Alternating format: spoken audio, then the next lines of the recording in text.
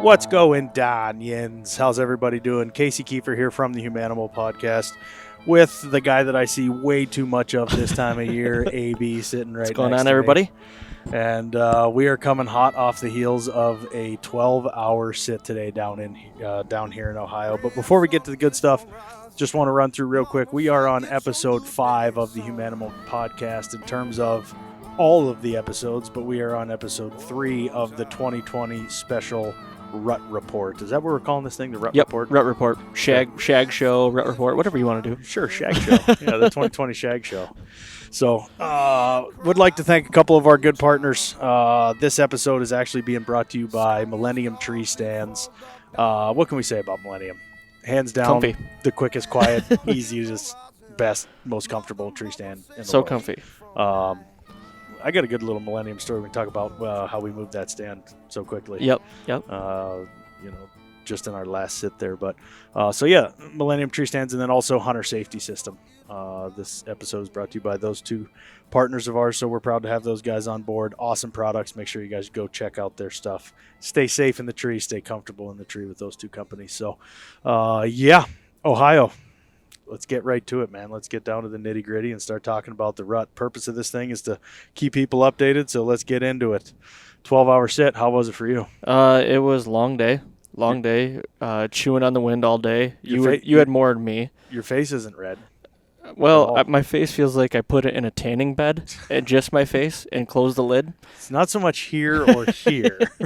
It's right here. It's right here. No, it's good. I mean, other than we had both ends of the spectrum. Last 2 days we had mature bucks chasing does. Today we had, we were babysitters today. We just watched 1.5, 2.5-year-old deer, and got our tails kicked. Really. Yeah. It was quite the tale of two different hunts. Which leads to just confusion in some aspects of yesterday this place was absolutely on fire, and today it's like a ghost town for mature deer. But I think in the deer that we did see in terms of the bucks, I don't think we didn't see a buck over 2.5 really all day today, but they were still doing their thing. You know what I mean? They were still, if there was a doe in sight, they were running up to her, giving her a check. They were being young and stupid, but that lines up with everything that we saw last night as well. I mean, it was hot and heavy, 3 mature deer in there. It was crazy. So I think in my mind, we're in it right now. We're in it. We're in it. I agree. We're in it. Grunting's working. Rattling, we have had no luck rattling. No, but we are going to talk to somebody today that did have rattling work. We haven't had it work, but grunting, yesterday you grunted that buck right in. Yeah. Mature buck. Yep. So yesterday we had kind of an interesting situation where we had a couple of mature deer that all hung out at about 80 yards. And we decided that we were going to move the tree stand and going back to Millennium Tree Stands. We were able to move that tree stand, take it down entirely, camera gear, tree arms, all your stuff, all my stuff. Yep. Tree stand and sticks, both tree stands and sticks, down and up, I would say 15 minutes. Yeah. Total? 20 at the most. To be able to get everything down and up. I mean, it was so quick, so painless, so quiet, so easy. And that's why I love Millennium Tree Stands. At the end of it, we got up, we got AB's tree arm in the tree, and one of the shooters went by us at 40 yards. Scrappy-Doo? Yeah, Scrappy-Doo. Went by us at 40 yards after we had moved the tree stand 80 yards. With a half an hour left at daylight. So just goes to show you that you can do things, if you do them quickly, quietly, and the right way, you can get them done and still be successful. So, any of you guys that are out there that might be hunting Ohio or getting ready to come to Ohio, I would suggest you get here and you get here quickly. If you're already here, get in the woods, sit, ride it out. I mean, I know today of 1, 2, 3 deer that got shot for sure. Yep. It's on. I mean, it is full bore right now. These next couple of days are going to continue to be crazy. And then I think, and I'm not going to say it 100% wholeheartedly yet until we start to see some more from the field, but I think within the coming 7 days, they're going to start locking up. I agree. It's starting to feel like that more and more. It is. They're going to start locking up, and then it's going to hit that kind of dead period for a little while. So that's my advice. If you're in Ohio or you're going to be getting to Ohio, make it happen and make it happen as soon as you possibly can. We got a little bit of warm weather in the forecast coming for the end of the week, but I don't think that's going to be a big idea. Get off the field edges, get down inside the timber. If you are hunting field edges, try to make it, an intimate little food plot type scenario where you can get those does that come out to feed. The bucks are going to head there to check no matter what. They're going to continue to do that, but my advice is get inside the timber and ride the hole. Yep, I agree. That's what we've been doing. We have been successful, but we could have been. So. All right, man. What's on the docket today? What do we got going on? Today we've got Aaron Ambur from ScentLok Technologies, Oz. He's in Kansas, Yep. And then we transition over to Curt Geier of Working Class Bowhunter. He's in Illinois, and he's had one hell of a last 7 days of hunting. So awesome. So we're going to learn a little bit about what's happening in Kansas and a little bit of Illinois. So we're going to do Aaron first. Is that right? Yep. Okay, we'll do Aaron. Let's see if we got him queued up.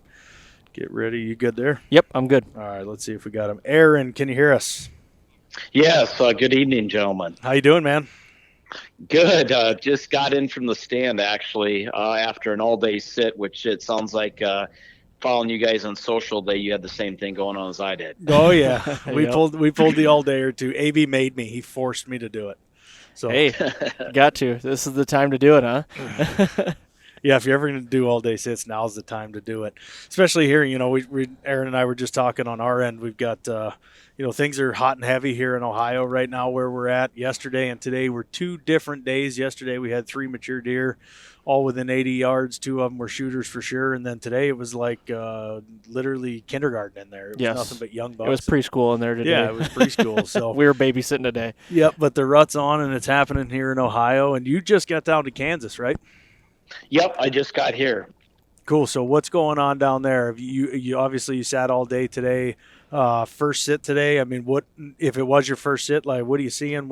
Where's the rut at? Any info you can give us on Kansas? That's what we're kind of diving into. Is just all these different parts of the country, real time. What's happening with the rut? Yeah, well, it's kind of one of those things. You're early in the rut right now, and I think what's happening in Kansas, I'm actually west of Wichita by an hour. So for those of you guys that know the Kansas geography, I'm certainly mid-state. And, we had some cold weather here last week. I was told that there wasn't a lot of difference last week in what was going on with the rut activity than this week. So, that today was my first morning out. I actually had 2 mid-150 bucks that were in and came in on me today. This morning, there were some does that were grazing around as well. Those bucks actually got on those does, chasing them around. But it just seems really early, guys, right now out here. This evening at 3:30 in the afternoon. So the last deer I saw this morning was at 8:30 in the morning. I didn't see another deer, guys, until 3:30, and actually had I would say 130 class 4x4, 4.5-year-old deer, though, just a big blocky body. He was chasing a doe, so the hardwoods came up by me. And, I think what's going to happen now is the mornings are definitely going to be better than the afternoons because we hit 70 degrees here today. Oh wow, that's a killer. Yeah, that's not good. So going in at 33 degrees this morning, and you can imagine just the layering challenge that is. At noon or 2 o'clock, it was 70 degrees. So definitely, I think for this week, it looks like it's going to be pretty steady temperatures. It looks like it's going to be a morning hunt for the most part. Yep. That it's funny because out there in Kansas, we've got our farms in Kansas as well. And I think the one thing that we've always looked at in terms of the rut there, and we're a little bit east of where you are, but we always look at really that Thanksgiving time more than anything seems to be the most intense time for the rut on our farm. It doesn't matter what the moon does, doesn't usually matter where the weather's at. I mean, it just seems to fall so consistently right around that Thanksgiving time frame. Yeah. So, maybe, and we get a lot of the bumping does and chasing stuff as well, but it really seems to fire up. So maybe it's a situation that's similar to where you're at. They'll kind of trickle along, and then all of a sudden, a little bit as the weather cools down for them, maybe they get fired up.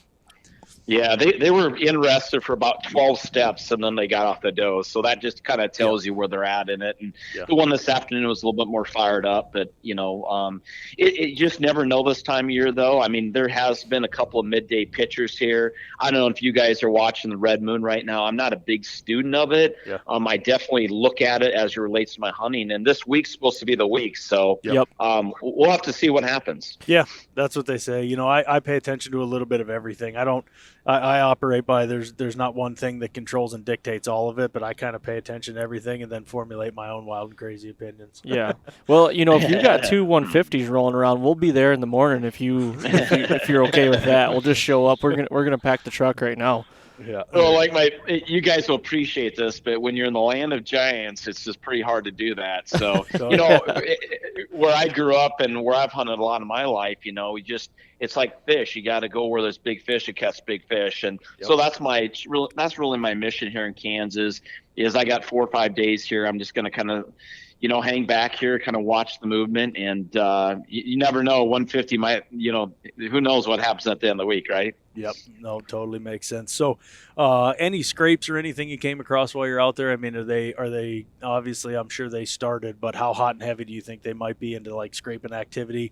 Trail camera pictures, most of the scrape action still at night, I'd assume, at this point in time? Yeah, most of it. It's interesting, though, you say that, Casey's. There was actually a scrape that I saw on the way out today, and it was the size I tell you of a big hula hoop. So, and that was new from this morning when I walked into when I walked out. So, it's just you guys know this time of year. I mean, so much can change so quick. So there's definitely some scrapes, and the area is in a thick transition area today. A lot of rubs going on. I was trying to catch that transition deer, but definitely today wasn't the day. But it's definitely heating up. Yeah, and talking about things changing every day, Aaron, that's exactly why we're doing this, because literally all across the country things can change by the hour. The day a lot of times can be too late. So we're just trying to stay on top of different parts of the country as much as we can, and hopefully it helps people learn some things and let the air out of one. That's kind of the goal of this whole thing. Absolutely. So I got one question for you. You said you're going to be there 4 or 5 days. What is going to be your main focus and your tactic, from a 30,000 foot view that you're going to really try to hone in on? You talked about transitions. Is that what you're going to be doing? Or, what's your main tactic to try to get one if you think the rut's a little early right now where you're at? Yeah, and that's a really good question, Aaron, because typically, if a guy was pulling in and pulling out every day or midday, I'd definitely be sitting morning sits and evening sits. But what I'm trying to do right now, even though it's just a little bit early, I'm definitely trying to find those spots that are not field edges as a typical you do it an evening hunt with a decoy. I'm staying off that. I'm really trying to stay in some thicker woods in transition area between CRP and some wooded area and some cropland, and where they're bedding and where they're transitioning. I think a lot of times those bucks will like that CRP versus those open fields. And so I'm trying to hang real close. I was probably back in the woods in kind of an open area about 200 meters from the fields today. So kind of open but dense behind me. So because I'm going to sit all day the next couple of days, I'm going to go back off the typical morning, evening, pure strategy play. Does that make sense to you guys? Yeah, definitely. Yeah, 100%. I mean, field edges in midday can be rough. They can be damn rough. We've lived that life. But, hey, listen, they can also be bang up. In the right time of year, they can be bang up. You just never know. But I think you got it, Lick. CRP, you're speaking our language, man. That's CRP and cedars. That's what I love. That's what you love too. That's it. The woollier and nastier, the better. Yeah. Well, that's kind of the nice part about Kansas. It's pretty open. All those wood and cropland. There's actually openness within density, if that makes sense. So I think that really promotes midday movement and opportunities to get something on their feet. So. Yep. Totally agree. Well, I think I want to dive into something a little bit different here, Aaron, and kind of talk. Yep. Yesterday, Aaron, as AB and I were going through the podcast, we got a couple of Aarons here. So yesterday when AB and I were going through kind of talking about stuff, we were talking about some of the important, parts of the arsenal, some important pieces of equipment that you need to have, especially this time of year. And, one of the things that we talked about in particular was ozone generators and ozone products from Oz, because if there's any time of year where your scent game is really important and you got to be on the ball, it's right now, because every single deer or every single buck, let's say for sure, that's in the woods is on high alert with their sniffer 24/7 right now. So obviously, for those of our listeners that might not know what you do as your day job, give us a little rundown of what you do at Oz, what's going on with Oz, some of the new products, and kind of walk us through, the science behind scent and what you need to do and what people need to do to be successful in the field. Yeah, well, thanks. I mean, here's, I guess, at the end of the day, at ScentLok, our still main staple is definitely our clothing that we definitely prescribe people to use when they're in the field. But guys, just as you know, it all starts with hunting the wind first. And outside of hunting the wind first, you guys know that scent management, or in other words, the best way to minimize your odor signature starts when you wake up in the morning. And all those preparation steps, from showering to making sure that, I know you guys use the Oz chamber as well, and hanging your clothes in the Oz closet overnight. So you have your clothes in there to make sure that the perspiration and wetness actually dries out. Ozone treat your clothing, make sure you shower up, and make sure as you go to field, everything that you're at least taking into the field is as absolutely scent-free as possible. So as you guys know, and you guys are engaged with our ozone product, from the closet to our portable units for your vehicle or your hunting tubs where you put your clothes, probably one of the most exciting things that I know prior to the call we want to talk about is our NFuse. So yes. This year we launched, if you will, our Oz NFuse. And for all you listeners that don't know what the heck I'm talking about, we had this idea that says, ozone or O3 in the purest air sense, from how most people produce it, works great. What if you could take ozone and infuse it into water? So really, that is the development of NFuse. So what we do is, on an NFuse bottle, and if you guys are listening to this and on your phone, you can Google the NFuse Ozone Sprayer by ScentLok or by Oz. And it actually, have a battery in the bottom of a bottle. You can use ordinary tap water, so you don't have to worry about your scent control liquids going bad. And then you push the button after a charge of 80 seconds. You can see it charging the water. You spray your clothing down, your boots, your hard goods. There's no residue. It's 99% right on contact. It kills bacteria, which is really where all the odor comes from. And so we're excited. And I think hunting's one aspect where we're focusing on this time of year. But we've heard so many people using it for everything they're doing. Like, if you guys, I know you do waterfowl hunting, spray in the back seat of your truck where the dog is, and the NFuse sprayer will kill all the dog odor in your truck, to your kids' sporting equipment, to you name it. So we're super excited about it, and we're out of stock. So if that's telling you anything, that's always a good thing. That is a good thing. I think it's just to be able to take straight up regular old tap water and literally infuse it, for lack of a better word, and be able to turn that into an ozone sprayer. To me, it's not very often in the hunting industry that I see a new product or a new launch that comes along that I think can actually make a difference and make waves. The NFuse is one of those things, right? It's one of those things that, it makes it more economical for guys. It makes it, you don't have to worry, like you said, about the shelf life of stuff that you may have had sitting around in the basement or out in the barn for 2 or 3 years that froze and thawed out 15 different times while it was in the bottle. I mean, all that kind of stuff just takes all those worries away, man. I mean, I think it's a phenomenal idea, a phenomenal product. And like you said, it's multi-purpose, right? It's not just, hunting season. Take it and use it for a million other things that you can use it for. Yeah. And anybody that knows us knows that we're freaks about scent. I mean, I'm sitting, no more than 4 feet from the Oz chamber right now.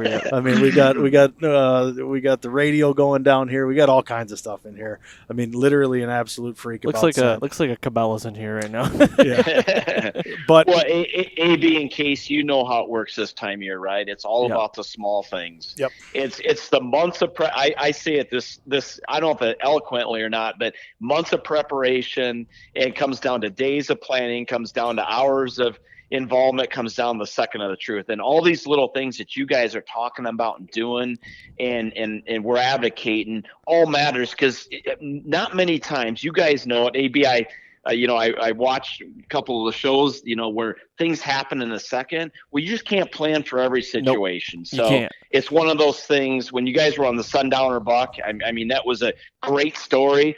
But who would have scripted that? And just crazy things happen to you. So all these little things we do to get prepared for the season, to get prepared to go out that morning, all makes a difference. And I'm just glad you guys are engaged in our products. And I hope you have a lot of success this week. And we both have some blood on our clothes here at the end of it. We're hoping so too. That's what we're gunning for. Yeah, that's exactly it. And I guess for us to sum this up before we got to jump off and cut another segment here, we try to control everything that we can control. There's so many variables that go into the hunt, and the odds are already stacked against us. So when it comes to, managing the hunt from a cleanliness perspective, a scent profile, all those, different things that we talk about, the little things matter. Yep. We try to control everything that we can control because there's already enough we can't. So, we don't want to have to worry about any more than that, right?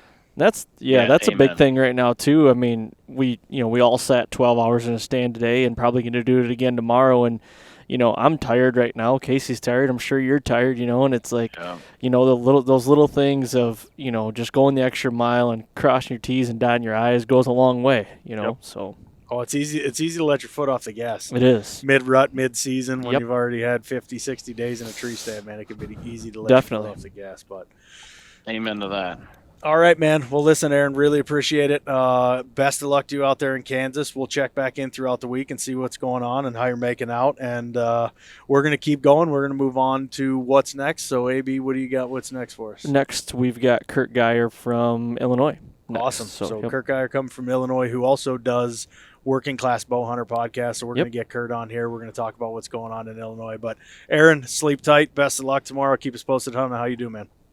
Yeah, guys, thank you very much for the chance to chat tonight, and good luck to you this week. All right, appreciate it. Talk to you. You bet. Bye-bye. Later.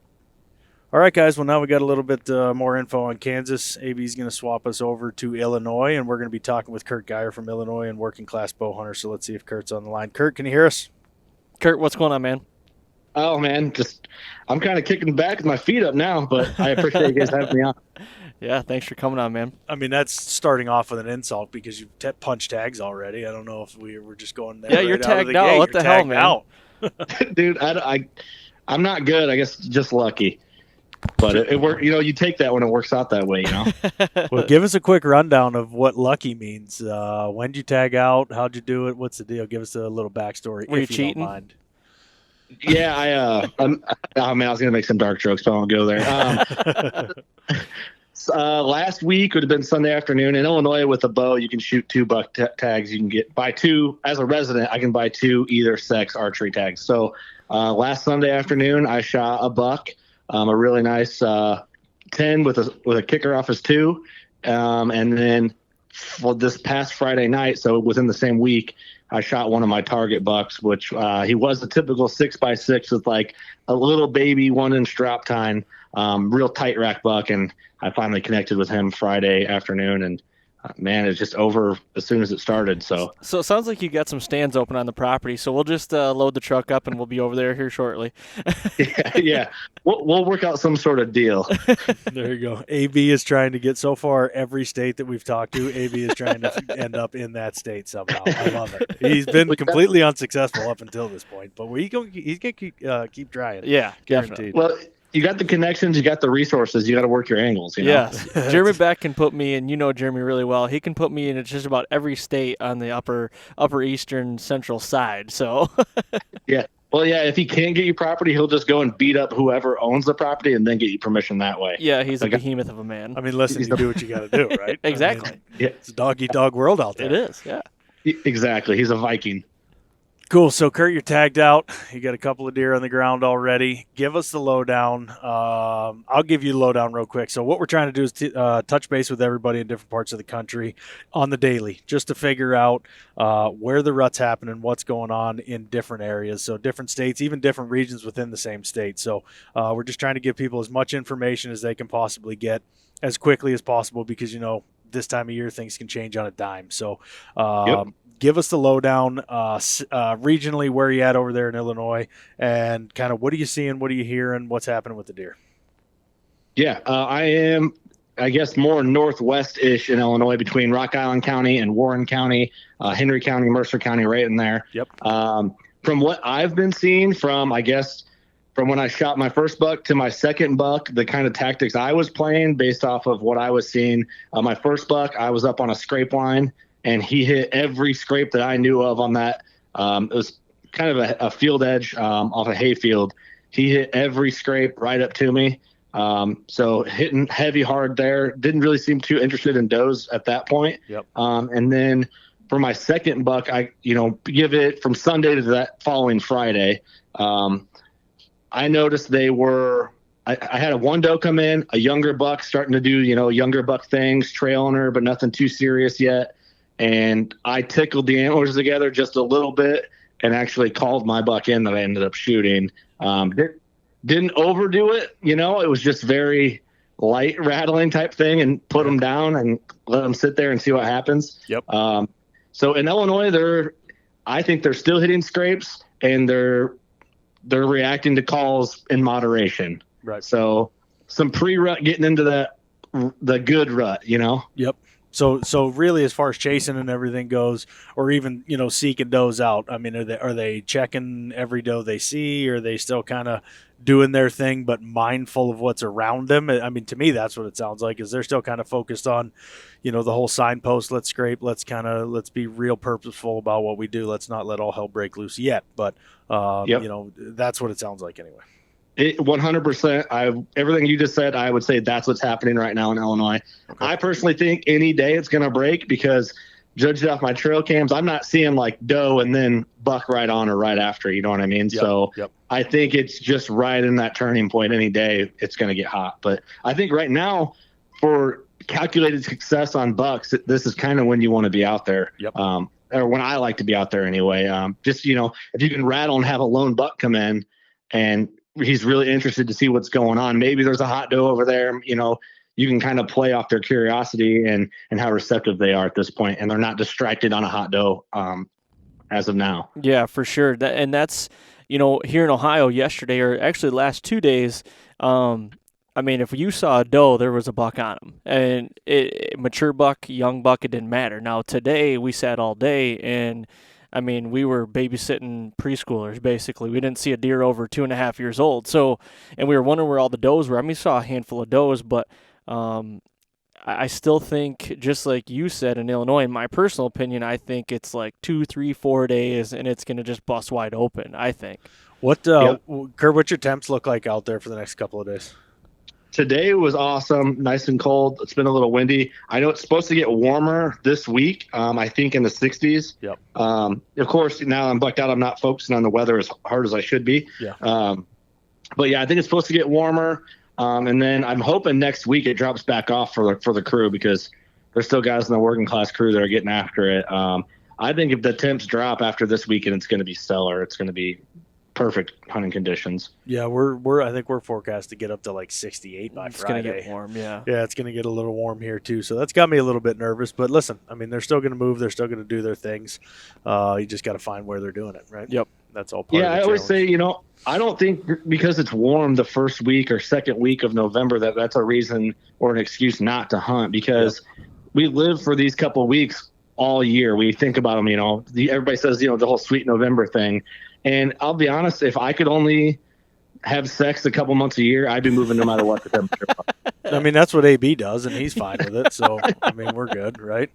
The other thing that's weird is I always see him with a fur coat on running around outside in hot temperatures. So it's strange. It's very weird to myself, I'll be totally honest with you. But we won't get into the deep, dark depths of what I do. We're not going to go down that road. Nope. It's not about He's got some issues to work through. Yeah. That's right. You can forget about mom for a while. We got a whole new bag of issues. You weren't supposed to bring that up.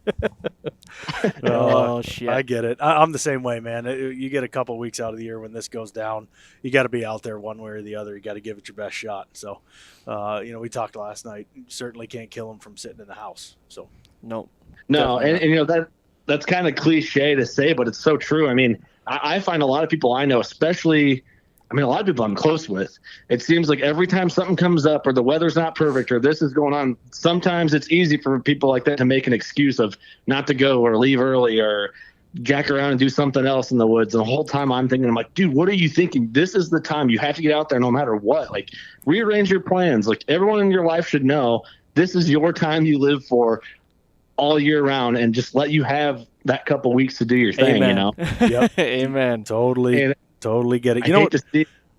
Go ahead, you're cool. I was just gonna say, I hate to see it. You know, guys' wives nagging them and stuff like that, and it's just like, man, come on. I think what it is for us sometimes is, you know, we hunt so much this time of year, and and believe me, it's a blessing, and we're very lucky to do what we do. But when you get on day 30, day 40, day 50, it can become very easy to find the slightest little reason to not go sit. You know what I mean? It's like the wind's like 11 mile an hour. Yeah, it's a little gusty. It's like 1 degree off of west. Yeah. Like, yeah, we should probably sit this one out. A little gusty.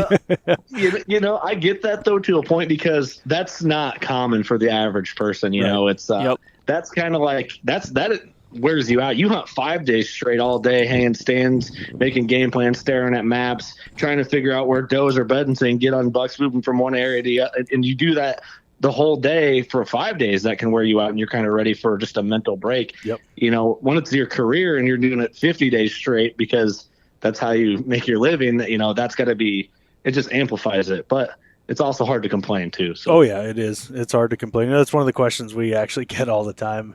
It's kind of funny is, you know, man, what do your wives say about the fact that you hunt so much? And I always have the same answer. It's a little bit different when it actually is our livelihood. So it's not like I go to work 9 to 5 and then I go hunt all, you know. See you later. Yeah. It's like, I spent all day working in an office and doing a different job, and now I'm going to hunt and I'm leaving you for 3 months. Like, that's not the case. This is the time that we live for, because this is what we do, which is one of the reasons we're trying to reach out to guys just like you, so that we can bring people as much knowledge and as much info about what's happening real time right now as we possibly can. Right. Absolutely. Yeah. I mean, just circling back to like what deer are doing, if guys are planning those vacation days, if you're not going to take them this week, if you know that weather's deterring you, next week for sure, if you're going off odds. You know what I mean? Yep. So I mean, I know it's a tough call for guys with limited time, and I'm one of those guys. You know, I get a western hunt a year, and then a few days for whitetail hunting off, like weekdays off. Yep. So I try to make all my important moves on weekends if I can do it, but it doesn't always pan out that way. But yeah, I mean, I think any day they're going to be chasing hard. Maybe this weather will slow them down a little bit, but I still think you're going to see activity. You know, I want to dive into one quick thing before we jump off here, because you touched on it earlier. So when you killed your buck and you rattled him in, you know, you'd mentioned you just did a light rattle session. I'm kind of a freak, and I'm very picky about how I rattle, when I rattle, where I rattle, all that different stuff. Walk me through kind of what you did and how it went down and what was in your mind as you were doing it. Okay, I'll lay out the scenario a little bit here. I'll try to do it fairly quick. Cool. So I hunted a different stand from where I had been seeing this deer before and where I knew he was frequenting, like the last few nights. I had a camera over there, and the wind was completely the wrong wind. So I sat on the other end of the field, and it's all still standing corn, every bit of it. And I'm in the one stand way across the field of where I wanted to hunt him. My cell cam goes off. I see him on the camera, and I'm like, oh, man, he's moving with the wind to his back, which is, you know, it happens, but I didn't expect it. I have that Dokeman that I mentioned earlier, and she came down, milled around in circles a little bit, and kind of went off into the standing corn. And then I guess from the time I got that picture, it had been about 5 minutes, a little 2-year-old 8-pointer came in hot on her trail. Not on her, like chasing her, dogging her, but just was scent checking everywhere she had walked. Yep. And I can hear him jacking around in the standing corn behind me looking for this doe, and he's making all sorts of racket. And so I'm like, well, this might be a cool time to rattle. I know this buck is within earshot of me somewhere in the standing corn. And I just really light, and my wind was perfect. Really light, tickled them together, not over aggressive because I don't want to scare anybody. And literally as soon as I got done doing like 5-6 seconds of just, I look up and he pops out of the standing corn. Yep. I put the antlers down, and then I use the buck behind me to my advantage because he's making all sorts of racket. And the buck I ended up shooting just couldn't take it. He had to come in and check it out. He heard somebody moving around, but he couldn't see because of the standing corn. Yep.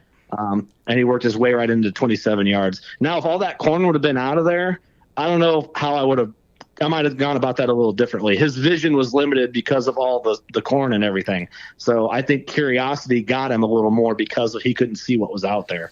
Yeah, and you had the other little buck that helped you out a lot too. You had the perfect storm right there. Yep. And once I rattled, they're looking your direction. You think, oh man, he saw me put the antlers down, because it's a lot of movement in a tree, and when they do the stare where you can almost see them contemplating the situation in their head for way too long and they're not moving. Yep. He did that, and then he walked a couple steps and looked and contemplated it for, it felt like 20 minutes, but it was probably 5 minutes. And then he breaks and just starts coming in to check it out. Yep. So then you're in. You grab your bow, you get ready, you're mapping out your pocket, and that's exactly what happened. So I think you hit the nail on the head. I'm a firm believer in rattling in standing corn. I killed a 163 in Iowa, I don't know how many years ago, it's 8-9 years ago, something like that. Similar type scenario. I was sitting on an inside corner. He was across the corner on the other fence row, and he was raking a bush, just beating the ever-living snot out of it. I had no idea what the deer was, but I thought, I got corn between he and I. Let's hit him with a real quick, 4-second clack, and it just drives them nuts because they can't see across the field. They can hear it. He was already aggressive, obviously, with what he was doing to the bush, and the standing corn helped. That deer turned, came on a rope 12 yards, and got the air let out of him. So standing corn, that's cool, man. I always like getting those stories just because rattling is one of my favorite things to do. So I always like to hear people who've been successful, how and when and where, and what's going through their mind when they make it happen. For sure. I like it too. I'm always scared to do it, kind of how you mentioned earlier, because I feel like people scare more deer than they call in. Yep. But I think that's just a feel thing, like learning how to read body language, learning what it actually sounds like. If I sit there and beat those things together for 20 minutes, everything in there is going to be like, I don't know about that. Yeah. Damn, is that Arnold Schwarzenegger over? Like, I am not going over there. No whitetail fights 20 minutes, you know? Yeah. Right. So some moderation and calling in worked out. Cool, man. Well, hey, listen, AB and I are going to jump off of here. We certainly appreciate the update coming from Illinois. I would say good luck to you, but you already got your tags punched. So I guess drink a bunch of bush lattes and hang out and enjoy while all the other boys try to get their tags filled.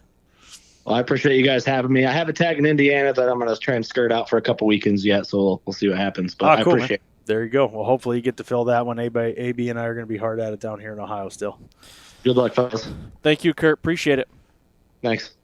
So there you have it, guys. We got a little bit of information on Ohio coming your way from AB and I. Got to talk to Aaron out in Kansas. Sounds like they're a little bit further behind. Mm-hmm. And then we got to talk with Curt over in Illinois, and it sounds like they're a little behind as well. Not as far behind as Kansas, but they might be 3-4 days behind. Sounds like they're about where we are at right now with Ohio. We're kind of in conjunction with Illinois, I would say. Fairly close. Yeah. I think we might be a little bit farther along than they are, but not that far off. So all in all, it's a time of year that we look for, just like we said, right?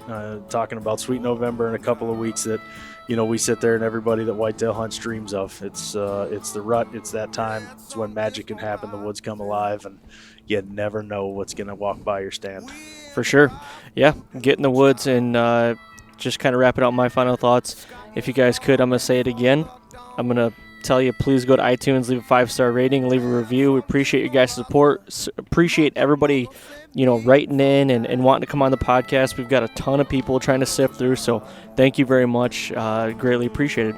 Yeah, I echo those 1,000%. Hit us up over on Instagram, YouTube. We got all kinds of fun stuff out there, so we appreciate everybody taking part in this, and we will try to have this up so that you guys can listen to them first thing in the morning, and we'll be back at you tomorrow with another episode of the HUMANIMAL 2020 RUT Report. Red sun in my mouth. Mama say it's some new day song.